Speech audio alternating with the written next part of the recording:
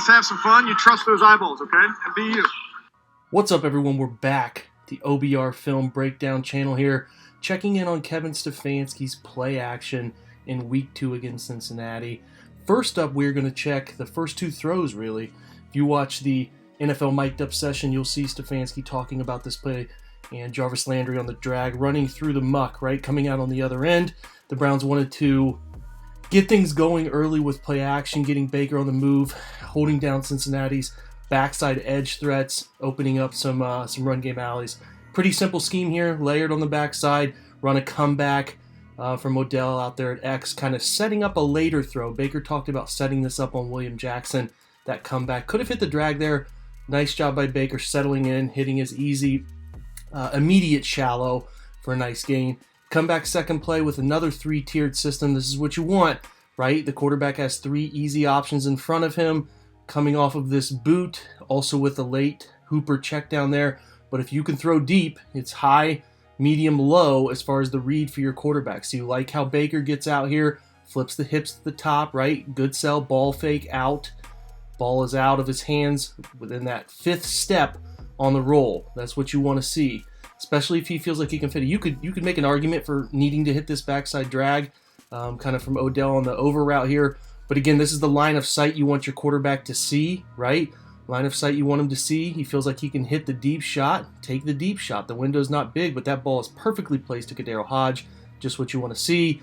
Again, kind of ripping it on the run. A big strength of Baker is throwing on the run. Good hip turn. All of those things you want to see to generate power. That's what he's able to do. This is the big play, right?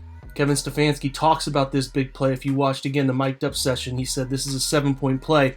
In this offense, they will tag the route from X. They'll tag it in this one, they'll label the run game, and then they'll tag that route Thunder is what they tag it here. It's just setting up 7 points right here. 7 points right here, says Stefanski. They're setting up that same look, right? That comeback look at William Jackson, just that subtle turn from Odell is what changes and creates the space. So as Baker's coming off of this fake, right, he's got options in front of him. Got a pivot route he can dump it off to if he needs to. As you see, the defensive end get crashed, or he can go over top if he wants to. He has high, medium, low. If his deep option's there, he's going to turn the hips quick, find him, drop it to him. Beautiful throw.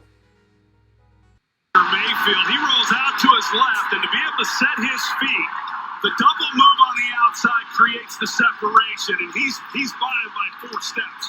And now it's a matter of whether or not Baker can load up and get it out there far enough before the catch-up, and that's a great route and a great throw by Baker. Next scheme, right? This is a wind back scheme. Some teams tag it with a Georgia call.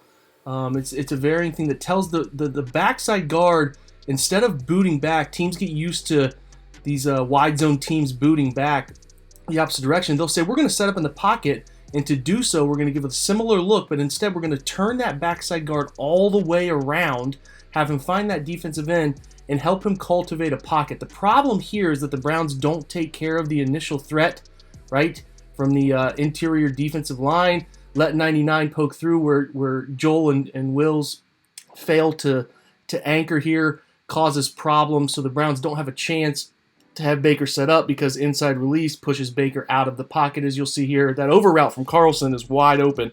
Would have been a nice play. Instead, they have to force out of the pocket and make, Baker's nice job here making a 9-yard gain, but the scheme wanted more. And you can see this is what Minnesota did last year. That same turnback scheme, really effective in the plus side of the field, 40-yard line in, because it helps set up a pocket. Another throw later, so they go 4 for 4 on boot action schemes in the first half, though a touchdown. Second half, not so great. I think Baker missed one here. Could have probably put some touch on this to his drag from Harrison Bryant, the second level. This is an immediate throw if he wants it to Janovich, but you have to be able to read the down corner. Cincinnati played a lot of one high close coverage, so you have to be able to read sort of that dip out here. As you dip, is there an immediate threat to take away Janovich? There is.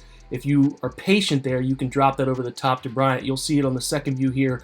If he's a little bit more patient, and I think as Baker gets more reps in this, live game reps, he'll start to drop this off. He could certainly drop that ball off with some touch to 88 there. The last one is the interception, and this is the important one to talk about because it kind of changed the course of the game a little bit, made it tighter than it needed to be, and put a blemish on what was a great night for Baker. They're giving him, front side options again.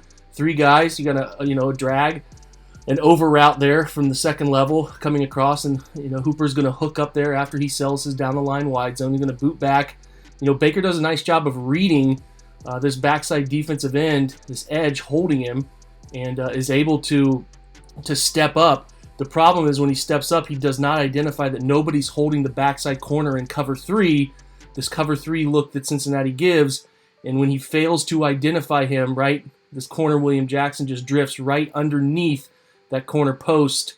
That Harrison Bryant's obviously able to create some separation from the high safety, but it is not going to be completed anytime you leave that thing lingering. By William Jackson off the backside, and Baker just never saw him. So overall, we saw great steps from the Browns in play action, right? We did not see much of it week one because they were pretty far behind early, so it nullified the effectiveness of any sort of play action. But we did see great play action in this game, and they went to it early and often to change the dynamic of the Cincinnati approach to how they would play the run game, and it paid dividends late in the game. So, right, throw early, jump out in front, and then let your two running backs close the game. Great stuff from Kevin Stefanski calling plays. Again, cannot recommend enough the mic'd up session that he had. The NFL Network put that out. Just some perspective on him and how he kind of handles play calling and just sort of his bravado as a coach on the sidelines. All great stuff. Hope you did enjoy this. Leave us a comment. Share it if you can. We'll be back after the Washington game this week with another form of analysis here on the OBR Film Breakdown YouTube channel.